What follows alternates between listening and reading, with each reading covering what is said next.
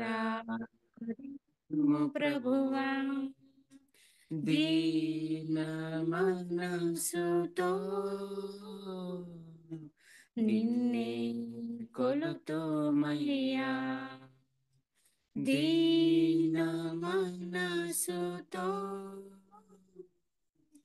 నిన్నే కొలుతుమయ్యా వెలలేని స్తుతులతో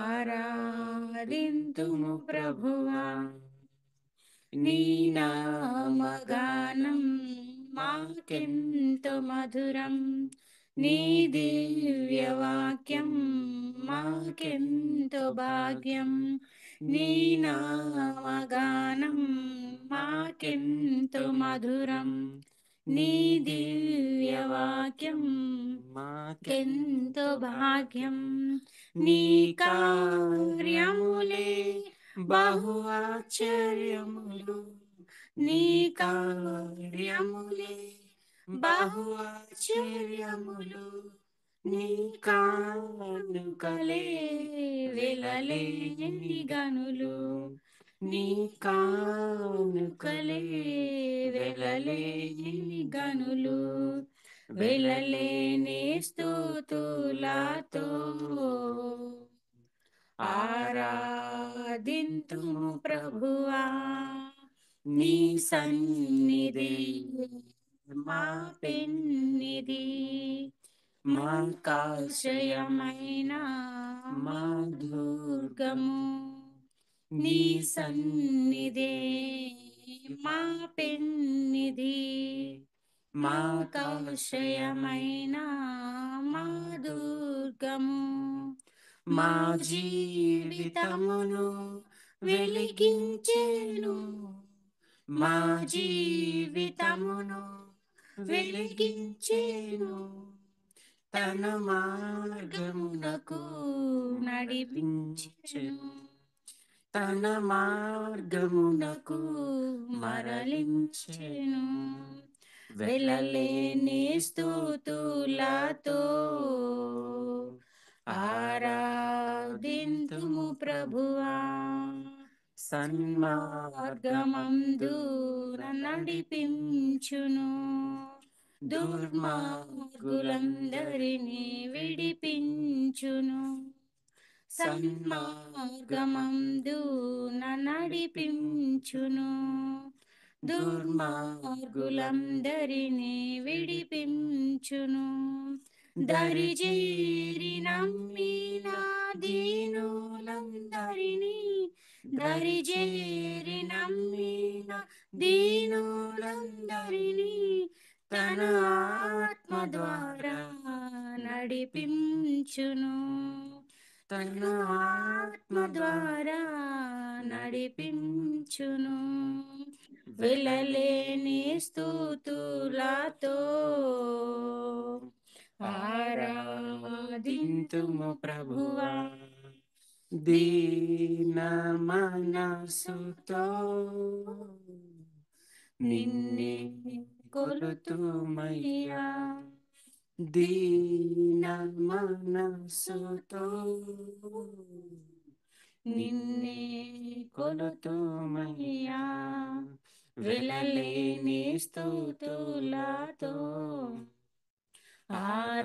ఆరాధింతుము ప్రభువా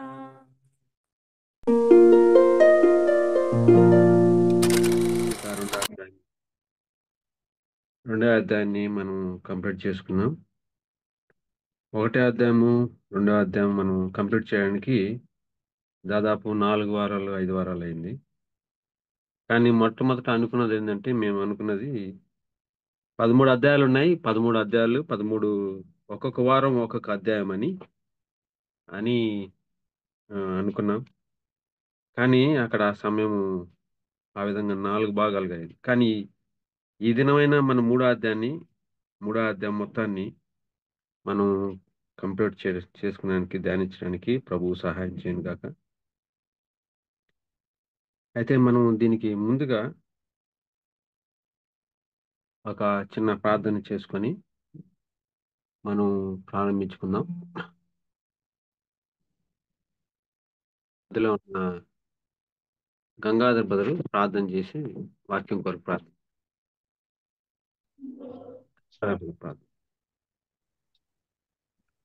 మహాపరిశుద్ధుడు అయిన తండ్రి, ప్రేమ కలిగిన యేసయ్య, మీ పాదాలకు స్తోత్రాలు చెల్లిస్తున్నాం. ఈ సాయంకాలం ఇష్టమైన ప్రభావ ఈ రీతిగా వాక్య ధ్యానానికి నైనా తండ్రి బైబిల్ స్టడీని కలిగి ఉంటాను ప్రభావ కృపను అనుగ్రహించినందుకు స్తోత్రాలు చెల్లిస్తున్నాం.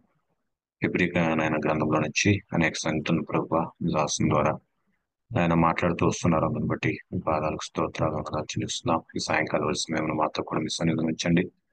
మీరు మాతో మాట్లాడండి ప్రభావ. మా హృదయాలకు చేరువచ్చినటువంటి ప్రతి ఒక్కరికి ప్రభావ అవసరమైన మాటలు నాయన మీరు అందించి మమ్మల్ని ఆత్మీయంగా బలపరిచి స్థిరపరిచి ముందుకు నడిపించమని మీ సన్నిధిలో వేడుకొంచున్నాం. నాయన సహాయం చేయండి. వాక్యం అందిస్తున్న మీ దాసును కూడా ప్రభావ మీ ఉచ్చారణ మరుగుపరిచి అవసరమైన మాటలు అందించి నడిపించి మహిమను పొందమని యేసుక్రీస్తు వారి అమూల్యమైన నామంలో ప్రార్థించి వేడుకొంచున్నాము తండ్రి. ఆమేన్. ఆమేన్. ఈ విధంగా మనము హెబ్రీ పత్రిక ధ్యానాలు చేయడానికి మెయిన్ కారణం ఏందంటే, దీంట్లో దాదాపు హెబ్రీ పత్రిక ఒక హెచ్చరిక పత్రికగా ఉంటుందని మనం ఇంట్రడక్షన్‌లోనే తెలుసుకున్నాం. ఈ పత్రికలో ఉన్నటువంటి హెచ్చరికలు మరొక దగ్గర ఉండవు. ఈ హెచ్చరికలు హెబ్రీ పత్రికలో ఉన్న హెచ్చరికలు ఏందంటే, చాలా రక్షణ నిశ్చయిత, సాల్వేషన్ అష్యూరెన్స్ లేనట్టుగా ఉండేటట్టుగా అర్థం వచ్చేటట్టుగా ఈ హెచ్చరికలు ఉన్నాయి అని మనం గ్రహించాం. ఈ హెచ్చరికలు మనం ఒక హెచ్చరిక మనకు ఆల్రెడీ రెండో అధ్యాయంలో మనకు ఒక హెచ్చరిక వచ్చింది. ఇంత గొప్ప రక్షణను ఎలా నిర్లక్ష్యం చేస్తామని. మీరు ఎందుకు నిర్లక్ష్యం చేస్తారు? ఎందుకు నెగ్లెక్ట్ చేస్తారు? అని మనం ఇంకా మీరు ఎంత బాగా పాటించినా, నిష్టగా పాటించినా ప్రభువైన యేసుక్రీస్తుని మీరు ఆయన ఇచ్చిన ఆ రక్షణ కార్యాన్ని మీరు అంగీకరించకుండా ఉంటే మీరు నిర్లక్ష్యం చేసినట్లే. మీరు ఎంత నిష్టగా చేసినా కూడా మీరు నిత్య నరకానికి పోతారు మీరు అని అక్కడ హెచ్చరిస్తూ ఉన్నారు. ఇది రాసింది మనందరికీ తెలుసు. ఈ ఈదులకి లో నుంచి క్రీస్తు సువార్తను, కృపా సువార్తను నమ్మి ఆ తర్వాత వచ్చిన వారుగా చూస్తున్నాం.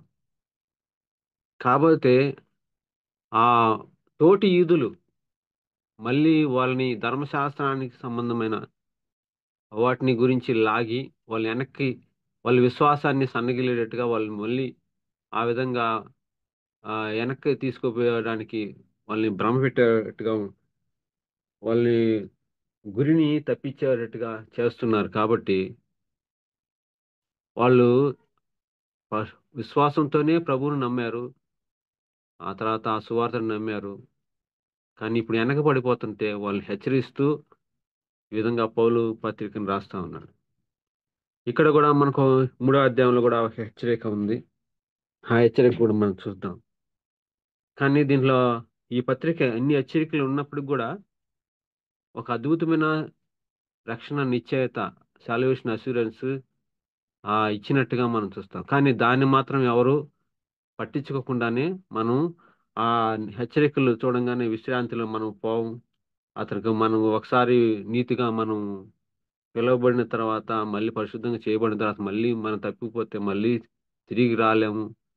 అటువంటి హెచ్చరికలు దీంట్లో ఉండడం వల్ల అనేకులకి మిస్‌అండర్‌స్టాండ్ చేసుకొని రక్షణ నిశ్చయితను పోగొట్టుకునేవారుగా ఉంటున్నారు. కాబట్టి ఆ ఉద్దేశంతోనే ఈ పత్రికని ఏ విధంగా మనం ఆహ్, చూడాలి అనేది చూద్దాం.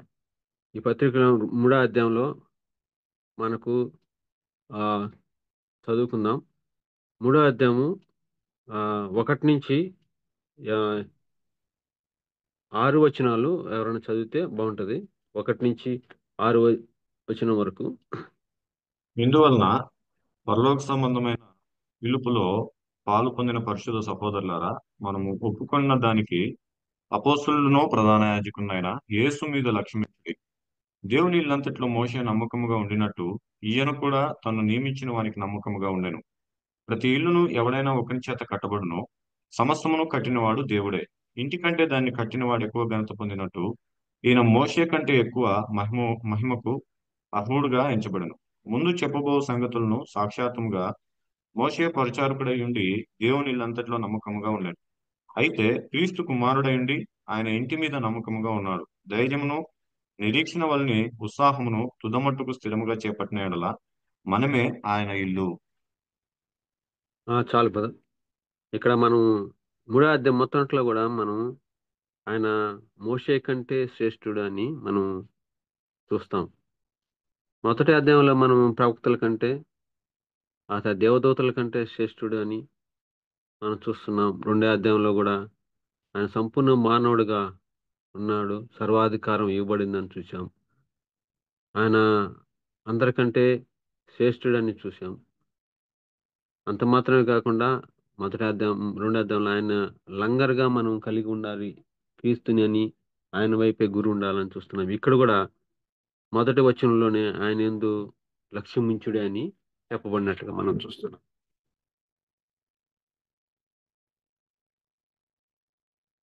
అయితే మోషే ఆయన పరిచారకుడిగా ఉన్నట్టుగా మనం చూస్తున్నాం. మనందరికీ మోషే గురించి దానాలు మనకు బాగా తెలుసు. ఆయన ద్వారానే ధర్మశాస్త్రం 10 ఆజ్ఞలు ఇవ్వబడిందని ప్రభువు ఎక్కడ చెప్పినా కూడా మోషే గురించి కూడా మనం చూసినట్లయితే ఆయన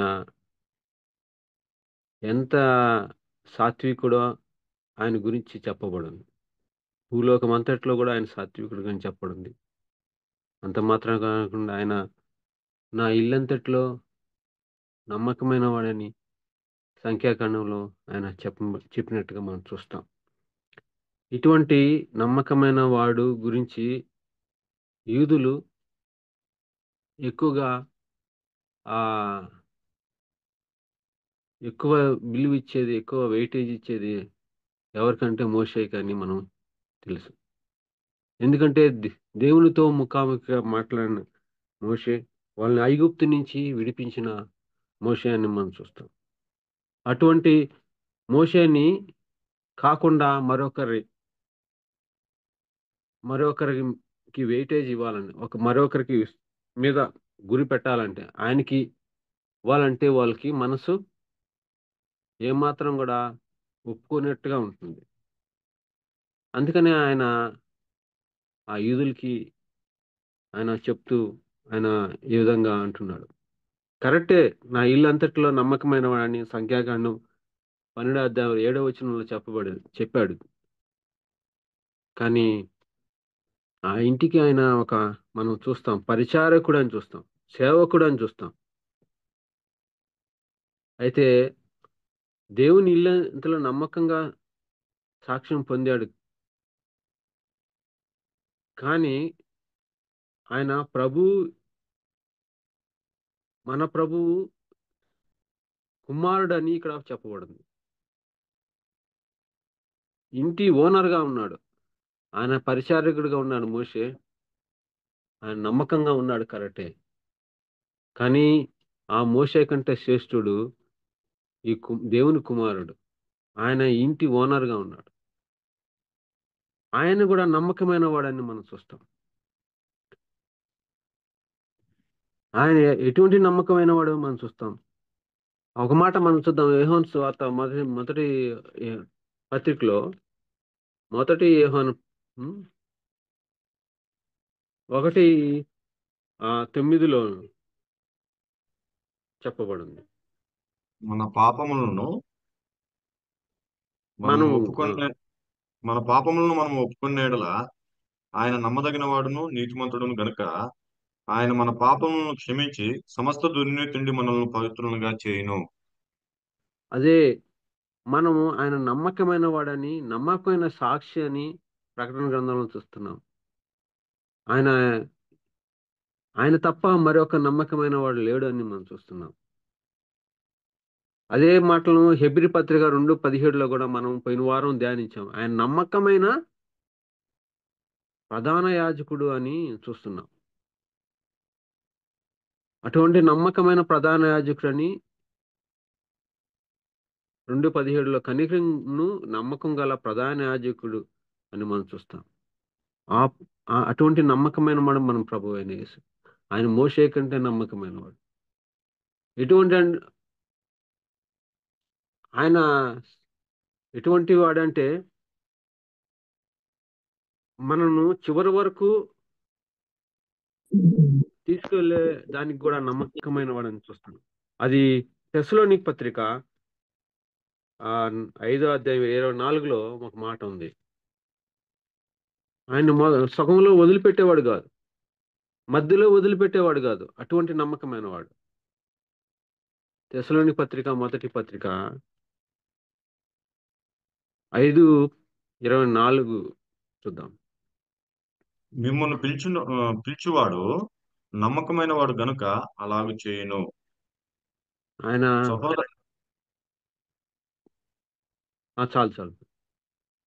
ఆయనని పై వచనంలో మనం చదివితే ఒకసారి పైన వచనం కూడా చదివితే సమాధానకర్త అయిన దేవుడే మిమ్మల్ని సంపూర్ణంగా పరిశుద్ధపరచును గాక. మీ ఆత్మయు జీవమును శరీరమును మన ప్రభు అయిన యేసుక్రీస్తు రాకడయందు నిందారహితముగాను సంపూర్ణముగాను ఉండునట్లు కాపాడబడును గాక. మిమ్మును పిలిచివాడు నమ్మకమైన వాడు గనుక అలాగు చేయును. ఇక్కడ మనం చూస్తున్నాం, ఆయన పిలిచిన వాడు నమ్మకమైన వాడు. ఆయన చివరి వరకు మనల్ని ఆ విధంగా నడిపించేవాడు. నిందారహితుడిగా నడిపించేవాడు. ఆయనందు మనం లక్ష్యం ఉంచాలి అని చెప్తున్నాడు. మోషే కంటే శ్రేష్ఠుడు. ఆయన సేవకుడిగా ఉన్నాడు, కానీ ఈయనైతే కుమారుడిగా ఉన్నాడు. ఆయన సాత్వికుడిగా ఉన్నాడు, కానీ ఈయన నేను సాత్వికుడిని అంటున్నాడు. ఈయన ఎలాంటి వాడంటే మోషేకి కోపం వచ్చింది. కోపాన్ని బట్టి ఆయన కణాన్ని చేరలేకపోయాడు. కానీ ఆయన భూమి అంతట్లో సాత్వికుడే. కానీ మన ప్రభు అయిన యేసుక్రీస్తు అయితే ఆయన శిలువలో ఆయన గొర్రె గొర్రె గొర్రె బొచ్చు కత్తిరించి వాని ఎదుట మౌనంగా ఉన్నట్టుగా చూస్తున్నాం. అంతగా సహించిన వాడిగా ఉంటున్నాడు. ఆయన శిలువలో ఒక నోరెత్తి ఒక మాట పలికుంటే మనకు ఈ రక్షణ వచ్చేదిగా. ఆయన కోపపడి ఉంటే మనకి ఈ రక్షణ వచ్చేదిగా. ఆయన అటువంటి సాత్వికుడు, అటువంటి నమ్మకమైన వాడు. మన రక్షణ కొరకు ఆయన మౌనంగా ఉన్నాడు. మనల్ని ఈ విధంగా తీసుకురావడానికి ఉన్నతమైన పిలుపుతో మనల్ని పిలిచాడు. ఆయన పిలిచిన వాడు నమ్మకమైన వాడు. అటువంటి నమ్మకమైన వాడు మన ప్రభు అయిన యేసుక్రీస్తు.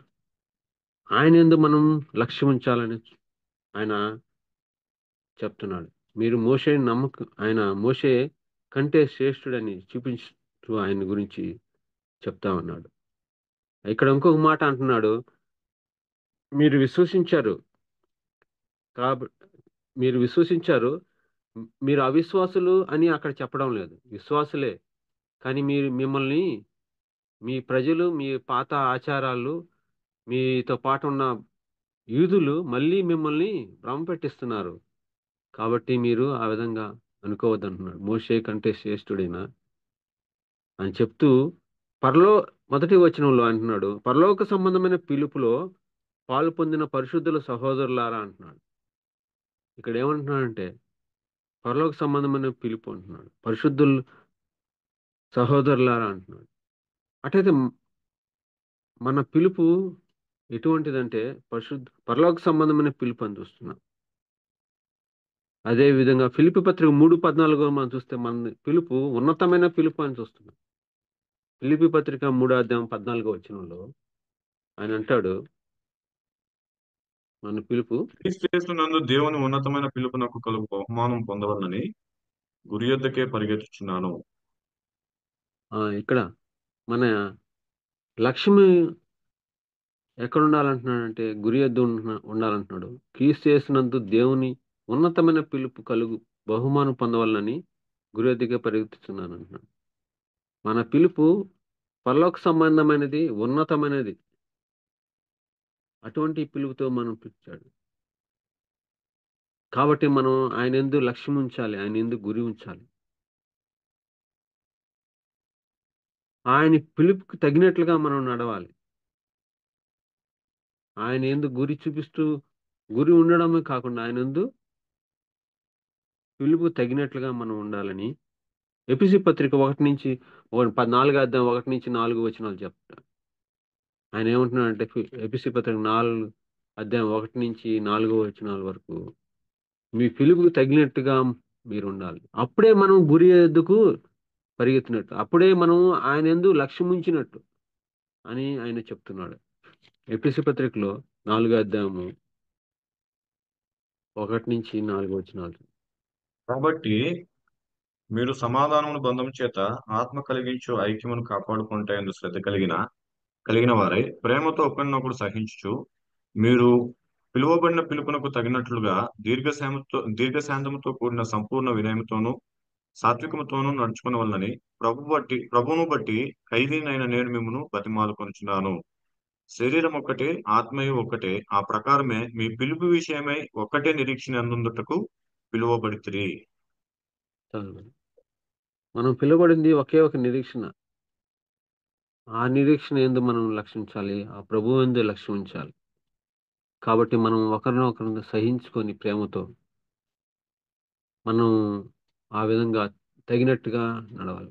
మళ్ళీ పాత స్వభావం, భూ సంబంధమైనది ఆ స్వభావంతో మనం నడుచుకున్నట్లయితే, ఆ విధంగా వారితో సమానంగా నడుచుకున్నట్లయితే, మనం మన పరలోక సంబంధమైన పిలుపును జ్ఞాపకం చేసుకొని దాని యందు మనం లక్ష్యముంచి, ఆ విధంగా తగినట్టుగా మనం ఉండాలి. మన పరలోక సంబంధమైన పిలుపుకు తగ్గినట్టుగా మనం నడవాలి.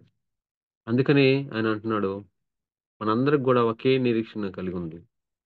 ఒకే పిలుపు, ఒకే నిరీక్షణ కలిగుంది. కాబట్టి మనం అటువంటి ఉన్నతమైన పిలుపును పొందిన మనము ఏ విధంగా ఉండాలంటే క్రీస్తుని కలిగి ఉండాలి. క్రీస్తు యందు గురి లక్ష్యం ఉంచాలి అని చూస్తున్నాం. మోషే నమ్మకమైన వాడే.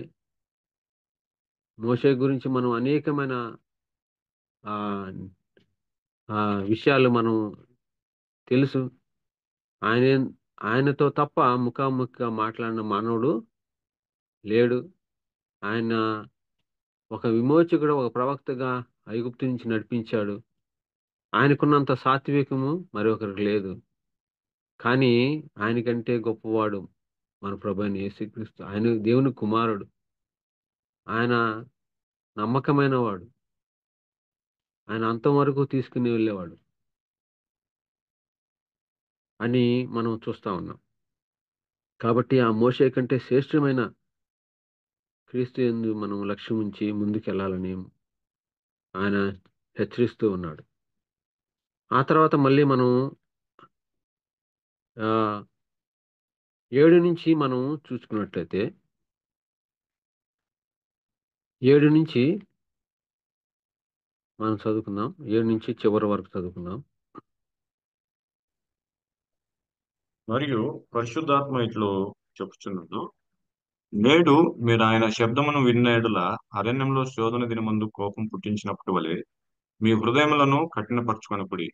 40 సంవత్సరములు నా కార్యములను చూచి మీ పితరులు నన్ను పరీక్షించి శోధించిరి. కావున నేను ఆ తరం వారి వలన విసిగి వీరెల్లప్పుడూ తమ హృదయాలోచనలో తప్పిపోవచ్చున్నారు. నా మార్గములను తెలుసుకొనలేదు గనుక నేను కోపముతో ప్రమాణం చేసినట్లు వారు నా విశ్రాంతిలో ప్రవేశింపరని చెప్పి తిని. సహోదరులారా, జీవము గల దేవుని విడిచిపోనట్టి విశ్వాసం లేని దుష్ట హృదయం మీలో ఎవరియందైనను ఒకవేళ ఉండునేమో అని జాగ్రత్తగా చూచుకొనుడి. నేడు మీరు ఆయన శబ్దమును విన్న యెడల కోపం పుట్టించినప్పటి వలె మీ హృదయములను కఠినపరచుకొనుకుడని ఆయన చెప్పాను. గనుక పాపం వలన కలుగు భ్రమ చేత మీలో ఎవరును కఠినపరచబడుకుంటున్నట్లు నేడు నేడు అనబడు సమయం ఉండగానే ప్రతిదినమును ఒకరినొకడు బుద్ధి చెప్పుకోండి. ఎలయనగా మొదటి నుండి మనకున్న దృఢ విశ్వాసం అంతం మట్టుకును గట్టిగా చేపట్టిన ఎడలనే క్రీస్తులో పాలువారమై ఉందుము. విని కోపం పుట్టించిన వారెవరు? మోషే చేత నడిపింపబడి ఐగుప్తులో నుండి బయలుదేరి వచ్చిన వారందరే కదా. ఎవరి మీద 40 ఏండ్లు ఆయన కోపగించెను? పాపం చేసిన వారి మీదనే గదా.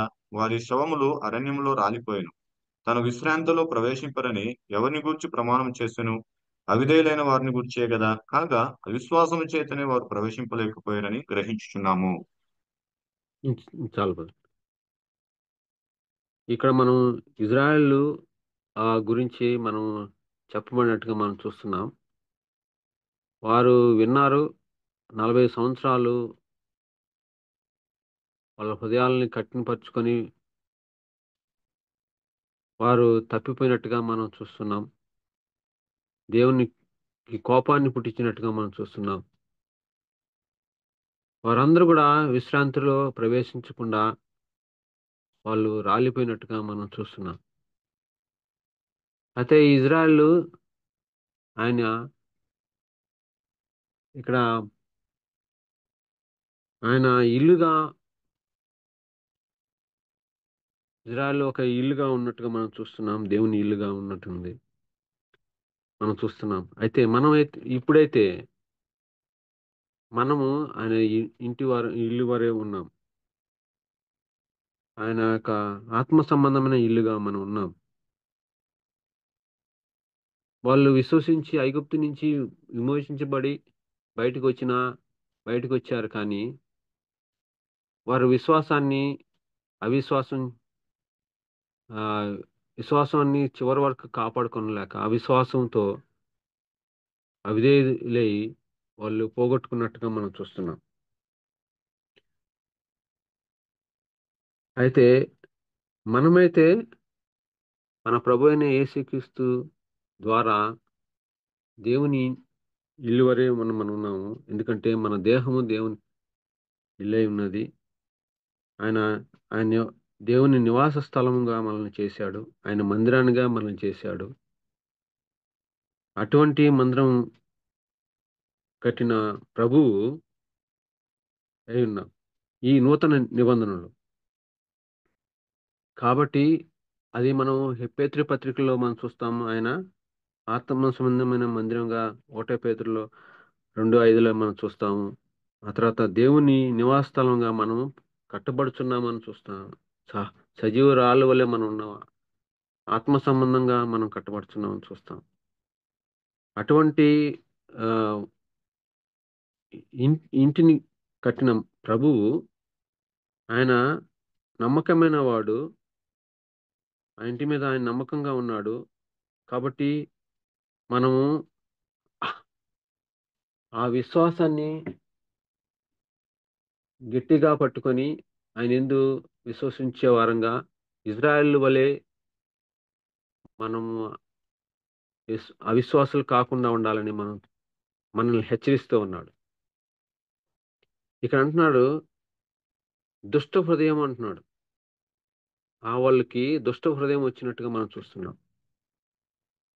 ఒకవేళ మన హృదయాలలో దుష్ట హృదయం చేత భ్రమ చేత మనము ఆ ఆ విశ్వాసాన్ని కాపాడుకోకుండా మనం అవిశ్వాసంగా మారతామేమో అని వాళ్ళు వెళ్తారేమో అని చెప్పేసి మీరు అటువంటి స్థితికి పోకుండా ఉండాలని వాళ్ళు హెచ్చరిస్తూ ఉన్నాడు. మీరు విశ్వసించారు, కానీ ఆ విశ్వాసానికి చిల్లులు పడడానికి కారణము పాపం వలన కలుగు భ్రమ చేత మీలో ఎవడనూ కఠినపరుచుకున్నట్లు అని చూస్తున్నాం. పాపం వలన విశ్వాసం సన్నగిలేదిగా భ్రమలోకి నెట్టేదిగా మనం చూస్తాం. అటువంటి ఆ ఆ, మోసపోకుండా ఉండాలని మనం చూస్తాం. జాగ్రత్త కలిగి ఉండాలి. అది మనం చూస్తాం ఎఫెసీ పత్రికలో 4వ అధ్యాయంలో 22వ వచనంలో చూస్తాము. అటువంటి స్థితి మనకు రాకుండా ఉండాలంటే మనం జాగ్రత్త కలిగి ఉండాలి. అది ఎఫెసీ పత్రిక 4వ అధ్యాయం 22వ వచనంలో చూస్తాము. కావున మునుపటి ప్రవర్తన విషయంలోనైతే మోసకరమైన దురాశ వలన చెడిపోవు మీ ప్రాచీన స్వభావం వదులుకొని మీ చదవాలన్నా చదువు. మీ చిత్తవృత్తి అందు నూతనపరచుకున్న వారై నీతియు యథార్థమైన భక్తి గల వారై దేవుని పోలికగా సృష్టింపబడిన నవీన స్వభావం ధరించుకునవలను. చాలు. ఇక్కడ మనం చూస్తున్నాము ప్రవర్తన విషయంలో మోసకరమైన దురాశ వలన మోసకరమైన దురాశ వలన మనము మన ప్రాచీన స్వభావాన్ని చెడిపోయే దురాశ వలన మీ ప్రాచీన స్వభావమును వదులుకొని అంటున్నాడు. ఈ పాపము చేత మనం ఆ ఆ, మోసపోయేట్టుగా మనం చేసేదిగా ఉంది. ఆ ప్రాచీన స్వభావాన్ని మనం వదులుకోవాలంట. అదే కానీ మనం వదలకుండా మన చిన్నగా ఇది చిన్నదే కదా, మనలో ఉన్న ఇది మంచిదే కదా. కొన్నిసార్లు ఎట్లా అంటే ఇది తక్కువ అసలు పాపంలాగా కనపడని దురాశగా ఉంటది. అది ఎవరు కూడా ఇది పాపం అని కూడా మనం గ్రహించలేం. చిన్న అబద్ధమే కదా అంటాం. కానీ అది చిన్న చిన్నగా పోయి అది ప్రాచీన స్వభావాన్ని బయటికి ఉమ్, తీసుకొచ్చే మోసం చేసేదిగా మనల్ని ఉంటది. అందుకనే మునుపటి ప్రవర్తన విషయంలో మీరు జాగ్రత్త కలిగి ఉండాలంటున్నాడు. మోసకరమైన దురాశ వలన అది మనం మోసం చేస్తుంది, ఆ దురాశ అని కూడా మనకు తెలియదు. విశ్వాసుల్లో ఇది చాలా సులువుగా మనల్ని ఒక ఆ,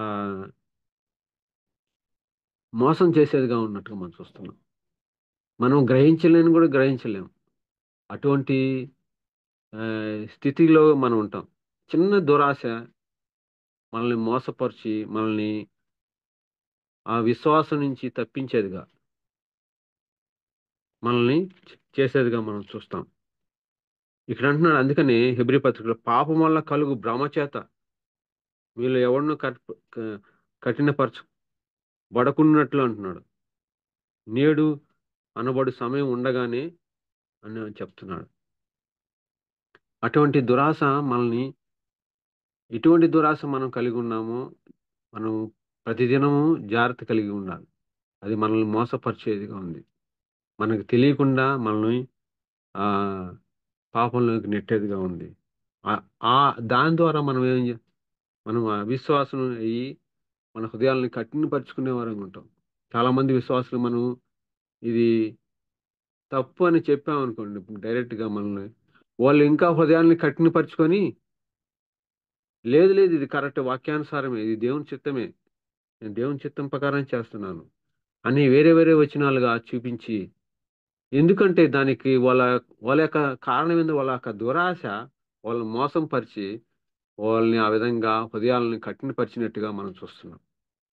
కాబట్టి అటువంటి స్థితిలోకి రాకుండా ఉండాలని, మీరు ఇజ్రాయెల్ వలె ర- రాలిపోయిన విశ్రాంతి లేకుండా రాలిపోయిన వాళ్ళు ఉండకుండా ఉండాలని మీరు లక్ష్య మంది గురి ఎద్దు పరిగెత్తాలని చెప్తున్నాడు. దాని కొరకే మనం ఏం చేయాలా? మొట్టమొదటిగా దురాశను వదిలిపెట్టుకుని ఉండాలి. అది మనం గ్రహించేవారుగా ఉండాలి. అదే విషయంలో కూడా రోమపత్రిక 7:11 కూడా అంటాడు పౌలు. రోమపత్రిక 7:11 కూడా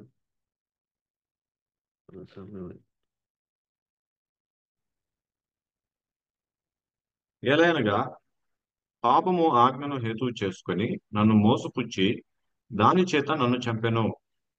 చాలు. పాపం ఆజ్ఞను హేతు చేసుకొని నన్ను మోసపుచ్చి దాని చేత నన్ను ఇక్కడ మనం చూస్తున్నాం. మొట్టమొదటేమో మనకు తెలియకుండా దురాశ చేస్తుంది.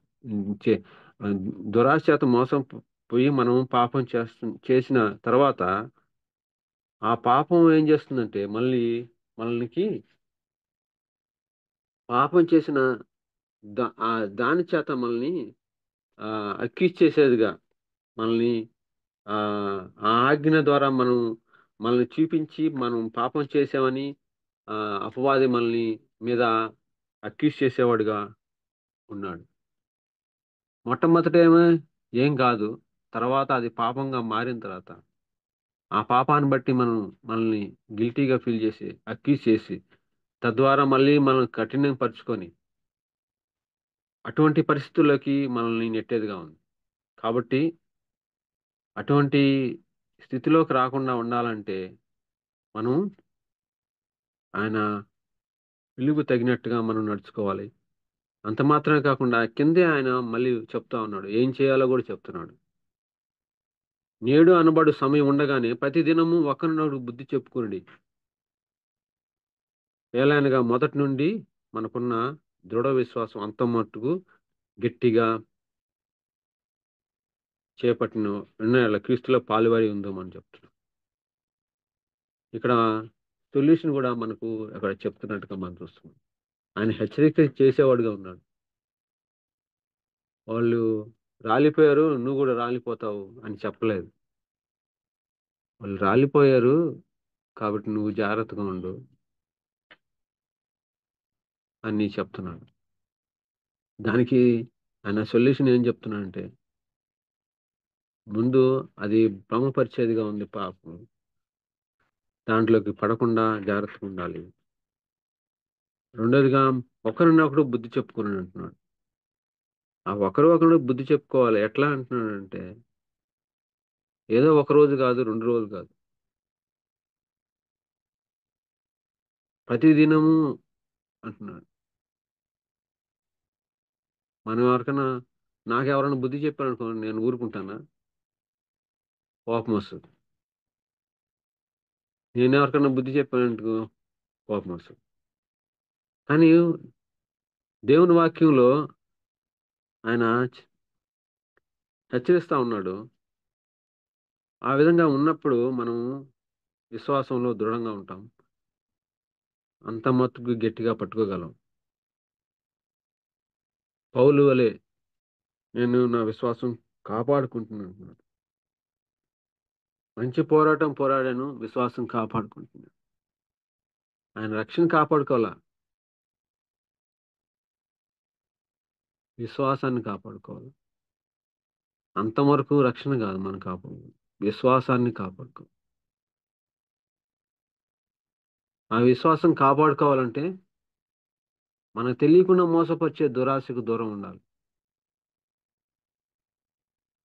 ఆ దురాశ పాపంగా మారక మునిపే మనం దేవుని ఎదుటికి రావాలి. ప్రాచీన స్వభావాన్ని వదిలిపెట్టాలి. అప్పుడు మనం మోసపోకుండా ఉంటాం. అప్పుడు మనం వారి వల్లే అవిధేయులు కాకుండా ఉంటాం. వారి వల్లే అవిశ్వాసులం కాకుండా ఉంటాం. రెండోదిగా మనం చూస్తున్నాం, ఒకరినొకరిని బుద్ధి చెప్పుకోవాలంటున్నాడు. ప్రతిదినము చేయాలంటున్నాడు. అదే మాట యాకోబు పత్రిక 5:16 కూడా చెప్పబడింది. యాకోబు పత్రిక 5:16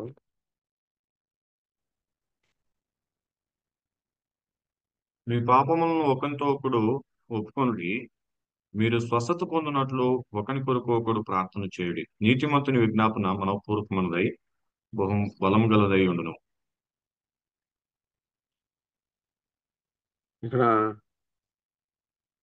అదే మాటను మనం చూస్తున్నాం. ఒకరినొకడు మీ పాపాలను ఒప్పుకోవాలంటున్నాడు.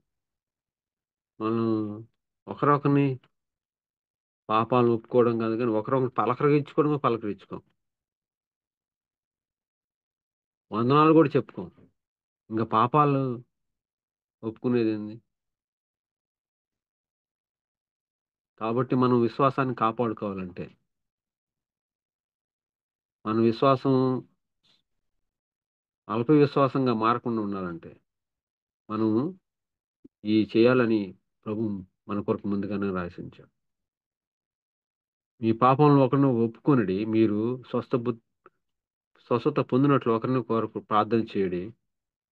నీతిమంతుని విజ్ఞాపన మనఃపూర్వకం గలది, బహుబలం కలదై ఉన్నది. మన పాపాలను ఒకరొకరు ఒప్పుకోవాలి, తర్వాత ఒకరొకరు ప్రార్థన చేసుకోవాలి. ప్రభాని మనం సహోదరుల ఏమన్నా పాపం చేస్తే మనం సారీ చెప్పేటట్టుగా ఉండాలి. ఒప్పుకునేటట్టుగా ఉండాలి. నేను ఈ విధంగా చేశాను. అంతే, దాంతో మనం దానికి ఒప్పుకొని క్షమాపణ పొంది ఆ తర్వాత ముందుకెళ్ళాలి. అప్పుడు మాత్రమే మన ప్రార్థన దేవుడు వినేవాడుగా ఉన్నాడు. లేకపోతే అడ్డంగా వచ్చేది కాదు.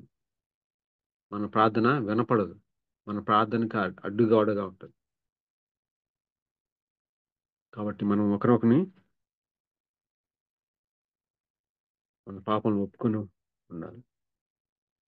ఆ విధంగా ముందుకు అదే విధంగా ఒకరొకరు హెచ్చరించుకోవాలి అని హెబిరి పత్రికలో చెప్పబడింది. మానక సమాజంగా కూడుట మానక అని ఆ మాట తర్వాత ఆయన చెప్తున్నట్టుగా మనం చూస్తున్నాం. హెబ్రీ పత్రికలో మానక సమాజంగా కూడట మానక అనే వచనం ఉంది. హెబ్రీ పత్రిక చదవండి బ్రదర్. హెబ్రీ పత్రికలోని సమాజంగా కూడుట మానక మీరు ఒకరినొకరు హెచ్చరించుకొనుడి అని ఉంది. హెబ్రీ పత్రికలో 10వ అధ్యాయము 24వ వచనంలో. ఆనుకొనుచున్నట్టుగా సమాజముగా కూడుట మానక ఒకరినొకడు హెచ్చరించుచు ఆ దినము సమీపించుట మీరు చూచిన కొలది మరి ఎక్కువగా అలాగ చేయొచ్చు ప్రేమ చూపుటకును సత్కారములు చేయుటకును ఒకరినొకడు పురుకొల్పవాలని ఆలోచింతము. ఈ విధంగా మనం ఒకరు ఆ విధంగా చేసుకుంటా పోతే మనం విశ్వాసము కాపాడుకున్న వారుగా ఉంటాం చివరి వరకు. ఆ తర్వాత క్రీస్తులో మనం పాలువారమై ఉంటామని హెబ్రీ పత్రికలో 3వ అధ్యాయంలో చెప్తా ఉన్నాడు. సమాజంగా కూడటం మానకూడదు. ఆ తర్వాత సమాజం కూడుకుంటేనే కదా మనం ఒకరు మనం హెచ్చరించుకునేది. ఆ తర్వాత ప్రేమ చూపించుందరూ సత్కారం చేడుతుందరు ఒకరొకరు పురుకొల్పుకోవాలని ఉంది. ఆ విధంగా ఒకరొకరు హెచ్చరించుకుంటూ ప్రేమలో పురుకొల్పుకుంటూ ఆ తర్వాత సమాజంగా కూడుట మనం కూడుకొని ఆ విధంగా ఒకరొకరు హెచ్చరించుకుంటూ ఉంటే అప్పుడు మనను పాపం వలన కలుగు భ్రమ మనకు ఉండదు. పాపం వలన వచ్చే భ్రమ మనకు ఉండదు. ఎందుకంటే మనం ఒకరొకరు ప్రతి దినము ఉన్నాం. ఒప్పుకు సహవాసంతో ఉన్నాం. హెచ్చరించబడుతున్నాం. కాబట్టి అటువంటి ఇది ఎప్పుడు చేయాలంటే వారానికి ఒకసారి చేయమన్నాడా? లేక నెలకు ఒకసారి చేయమన్నాడా? లేదు. ప్రతి దినము అంటున్నాడు. అది ఖచ్చితంగా చెప్తున్నాడు. ఒకరినొకరు బుద్ధి చెప్పుకుని అంటున్నాడు. ఆ విధంగా మనం ఒకరొకరు మనం హెచ్చరిస్తూ ఆ విధంగా ప్రతిదినము సహవాసం కలిగి ప్రభు బిడ్డలతో కూడా మనం ఆ విధంగా ఉండగలిగినప్పుడు పాపం వల్ల కలిగే భ్రమ చేత మోసపడకుండా మన హృదయం కఠినం కాకుండా ఉంటుంది. అది అంత మటుకు మనం ఆ విధంగా చేసినట్ల విశ్వాసంలో మనం కాపాడుకునే వారంగా ఉంటాం. విశ్వాసంలో నడిచేవారం. అదే తర్వాత మనం చూస్తున్నాము విని కోపము పుట్టించిన వారే మోషే చేత నడిపింపబడిన ఐగుప్తులో నుండి బయలుదేరి వచ్చిన వారందరే కదా ఎవరి మీద 40 ఏండ్లు ఆయన కోపగించెను. పాపం చేసిన వారి మీదనే కదా వారి శవము వలన అరణ్యంలో రాలిపోయాను. తన విశ్రాంతి ప్రవేశింపరని ఎవరిని గూర్చి ప్రమాణం చేసెను అవిధేలైన వారి గూర్చే కదా. కాగా అవిశ్వాసం చేతనే వారు ప్రవేశింపలేకపోయారంట. వారి చివరిగా మనం చూస్తున్నాము వాళ్ళకి ఆ విధంగా రాలిపోవడానికి కారణం వారి యొక్క అవిశ్వాసం అని చూస్తున్నాం. ఆ తర్వాత ఆ అవిశ్వాసం కారణంగానే వాళ్ళు రాలిపోయినట్టుగా మనం చూస్తాం. దానికి కారణం మరొకటి ఏమీ లేదు. వాళ్ళ హృదయం కఠినపరుచుకున్నారు అవిశ్వాసం చేత. అటైతే ఆ విశ్వాసం మనం ఆ, అవిశ్వాసంగా మారకుండా ఉండాలంటే మన విశ్వాసానికి కర్త అయిన ప్రభు అయిన యేసుక్రీస్తు వైపు మన గురి ఉండాలి. మనలో అవిశ్వాసాన్ని పెట్టినవాడు ఆయనే. ఆ ఫిలిప్పీ పత్రిక 1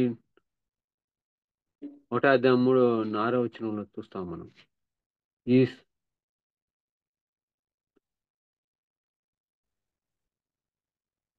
ఫిలిప్పీ పత్రిక 1:6లో మీరు మాతో పాలువారేంట చూచి మీలో ఈ సత్క్రియ ఆరంభించిన వాడు యేసుక్రీస్తు. యేసుక్రీస్తు దినం వరకు దాన్ని కొనసాగించినని రూఢిగా నమ్ముచున్నాను కనుక మీ అందరి చాలు చాలు నిమిత్తము నేను చాలు చాలు చాలు చాలు బదులు ఈ సత్క్రియ ఆరంభించిన యేసుక్రీస్తు దినం వరకు దాన్ని కొనసాగించునని రూఢిగా నమ్ముతుంది మనలో సత్క్రియ. ఈ సత్క్రియ ఏంటంటే మనల్ని ప్రభువునందు విశ్వసించేటట్లుగా చేసిన ఆ సత్క్రియ ప్రభువే ప్రారంభించాడు మనలో. ప్రభు ఆకర్షించకపోతే మనం విశ్వసించాలి. ఆ విధంగా విశ్వాసానికి కర్త అయిన ప్రభు అయిన యేసుక్రీస్తు ఆయన ఒక విశ్వాసానికి కర్త. ఆయన కర్త అంటే ఆథర్. ఒక బుక్ ఆథర్ ఎవరంటే పలానా వ్యక్తి అని చెప్తాడు. ఆ బుక్ ప్రారంభించిన ఫస్ట్ చాప్టర్ నుంచి చివరి వరకు ఆయన రాస్తాడు దానికి, కాబట్టి ఆయన ఆథర్ అంట. అటువంటి విశ్వాసానికి కర్త అయిన ప్రభు మనం గురి ఉండాలి. ఎందుకంటే ఆయన విశ్వాసానికి కర్త అయి ఉన్నాడు. 12వ అధ్యాయంలో మనం హెబ్రీ పత్రిక 12వ అధ్యాయంలో చూస్తాం. 12వ అధ్యాయం 1 నుంచి 2వ వచనం చూద్దాము. ఇంత గొప్ప సాక్షి సమూహం మేఘం వలె మనల్ని ఆవరించి ఉన్నందున మనము కూడా ప్రతి భారమును సులువుగా చిక్కులు పెట్టు పాపమును విడిచిపెట్టి విశ్వాసమునకు కర్తయు దాన్ని కొనసాగించువాడినైన యేసు వైపు చూచుచు మన ఎదుట ఉంచబడిన పందెములో ఓపికతో పరిగెత్తుదము. ఆయన తన ఎదుట ఉంచబడిన ఆనందం కొరకై అవమానము నిర్లక్ష్యపెట్టి శిలువను సహించి దేవుని సింహాసనం యొక్క కుడిపార్శ్వమున ఆసీనుడై ఉండెను. ఆ, మనకు తెలుగుగా చిక్కులు పెట్టి పాపలను విడిచిపెట్టి విశ్వాసం కర్త దాన్ని కొనసాగించడానికి యేసు వైపు చూస్తూ మనం పరిగెత్తాలని చూస్తున్నాం. అటువంటి విశ్వాసానికి కర్తైన ప్రభు వైపు మనం చూడాలి. ఆయన గట్టిగా పట్టుకొని ఆయనందు కలిగి ఆయన ముందుకు పరిగెత్తాలి. అప్పుడు మాత్రమే మనం అవిశ్వాసం కాకుండా ఉండడానికి, అవిధేయులం కాకుండా ఉంటాం. దానికి కారణంగా వాళ్ళు రాలిపోయారు. కానీ మనకు ఈ ఈ వచనం చదివిన తర్వాత చాలా మందికి రక్షణ నిశ్చయిత లేకుండా, రక్షణ నిశ్చయిత ఈ వచనంలో లేదు అని మిస్అండర్స్టాండింగ్ చేసుకునే విధంగా చాలా మంది అనుకొని భ్రమపడతా ఉంటారు. నిజంగా మనం కానీ ఇక్కడ అట్లా చెప్పబడలేదు. హెబ్రీ పత్రికలన్నిటిలో కూడా ఆయన హెచ్చరిస్తూ ఉన్నాడు, క్రీస్తుని హెచ్చిస్తూ ఉన్నాడు. ఆయన అందరికంటే శ్రేష్ఠుడు, మోషే కంటే శ్రేష్ఠుడు అని మనం చెప్తా ఉన్నాడు. కాబట్టి మీరు ఆయనందు లక్ష్యమించండి అని చెప్తున్నాడు.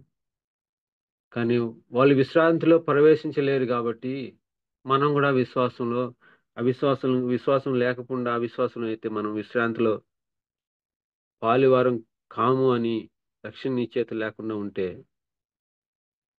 దాని అర్థం కాదు. ఇవన్నీ అధ్యాయాలు రాసిన తర్వాత చివరిగా ఆయన అంటాడు, ఆయన విశ్వాసానికి కర్త అంటున్నాడు, ఆయన అందుకు పరిగెత్తాలంటున్నాడు. ఇంకొక మాట ఆయన ప్రతి అధ్యాయంలోనూ ఆయన హెచ్చరిస్తూ మళ్ళీ బలపరుస్తుంది. ఎందుకంటే 13వ అధ్యాయంలో చెప్తాడు, ఆయన నిన్న నేడు ఏకరీతిగా ఉన్నవాడు, నిన్ను విడవడు ఎడబాయడు అంటున్నాడు. అటువంటి నిశ్చయత మనకు ఇచ్చిన వాడిగా ఉంటున్నాడు. కాబట్టి మీరు ఆయన్ని పట్టుకోండి, ఆయన వైపు గురించండి, ఆయన మీద ఫోకస్ ఉంచండి. ఆయన ఎన్నడూ విడవడు ఎడబాయడు. ఈ లోకంలో తల్లిదండ్రులు విడిచిపెడతారు, స్నేహితులు విడిచిపెడతారు, మీ కాపరి విడిచిపెడతారు, మీ సేవకులు విడిచిపెడతారు. ఎవరన్నా విడిచిపెట్టచ్చు, కానీ నేను నిన్ను విడవను ఎడబాయను అంటున్నాడు. అది కూడా హెబ్రీ పత్రికలో చెప్పబడింది. కానీ ఆ మాట మాత్రం తీసుకోరు, ఇక్కడ మాట మాత్రం తీసుకుంటారు. నువ్వు విశ్రాంతిలో ప్రవేశించవు అని ఆయన చెప్పదలుచుకున్న ఏంటంటే ఆయన మీద ఫోకస్, ఆయన యందు లక్ష్యం ఉంచండి. ఇజ్రాయెల్ ఈ విధంగా రాలిపోయారు, జాగ్రత్తగా ఉండండి. పాపంలో పాపం అనే భ్రమ చేత మిమ్మల్ని భ్రమ పెట్టి మోసపరుస్తుంది. కాబట్టి ఆ దురాశ పాపంగా మారక మునిపే మీ ప్రాచీన స్వభావాన్ని వదిలిపెట్టండి. క్రీస్తులో పాలువారి ఉండండి. ఆయనందు లక్ష్యం ఉంచండి అని చెప్తున్నాను. ఆయన నమ్మకమైన వాడు. మిమ్మల్ని పిలిచిన వాడు నమ్మకమైన వాడు. మిమ్మల్ని చివరి వరకు తీసుకుని వెళ్ళేవాడు. ఆయన మోషే కంటే శ్రేష్ఠుడు. కాబట్టి ఆయనందు మీరు లక్ష్యం ఉంచండి అని హెచ్చరిస్తున్నాడు. అంతేగాని రక్షణ నిశ్చయిత పోతుందని చెప్పడం లేదు. మీరు దాన్ని మనం గ్రహించాలి. ఇదే అధ్యాయం మొత్తం చివరి అధ్యాయంలో ఆయన ఎంతో బలపరుస్తున్నాడు. కాబట్టి ఎన్నడూ మనల్ని నువ్వు విడవకుండా ప్రేమించే ప్రభు మన ఎడల ఆ ఆ ప్రభు వైపు మనం చూడాలి. నిన్ను ఏమాత్రం విడవను, నిన్ను ఎన్నడూ ఎడబాయనని చెప్తున్నాడు. కాబట్టి ప్రభువు నాకు సహాయకుడు, నేను భయపడను. నరపాత్రుడు నాకేం చేయగలడు అని మంచి ధైర్యంతో చెప్పగలవారమే మనం. ఇటువంటి నిశ్చయత ప్రభువు హెబ్రీ పత్రికలోనే ఇచ్చాడు. మరొక దగ్గర ఇవ్వలేదు. కానీ అటువంటి మాటలను మనం పట్టుకోకుండా ఇవి మిస్అండర్స్టాండింగ్ చేసుకొని మనము తప్పిపోయేవారు. రక్షణ నిశ్చయత లేకుండా ఉండేవారుగా, దారి తెప్పించేవారుగా ఉంటున్నారు. చాలా మంది ఆ విధంగా ఇది హెబ్రీ పత్రిక తీసుకోవడానికి కూడా కారణం అదే. వాక్యం తెలిసిన వాళ్ళే, భాగ్యం బాగా వాక్యం బోధించే వాళ్ళే హెబ్రీ పత్రికలో ఉన్న హెచ్చరికలు 4 రాసి ఏశావు పోగొట్టుకున్నాడు, ఇజ్రాయెల్ విశ్రాంతిలో పాలు పొందలేదు, ఆ విధంగా ఈ విధంగా మళ్ళీ ఒకసారి రక్షణ పొందిన తర్వాత మళ్ళీ దాన్ని రుచి చూచి నీతి ఫలాన్ని రుచి చూసి పోగొట్టుకుంటే మళ్ళీ తిరిగి రాడు అని చెప్పబడింది.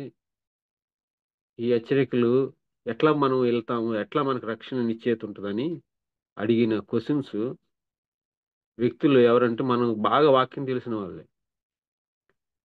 కాబట్టి అదే హెబ్రీ పత్రికలో కూడా ఈ విధంగా రాయబడింది. కాబట్టి మనం జ్ఞాపకం చేసుకోవాలి. అది హెచ్చరిస్తున్నాడు.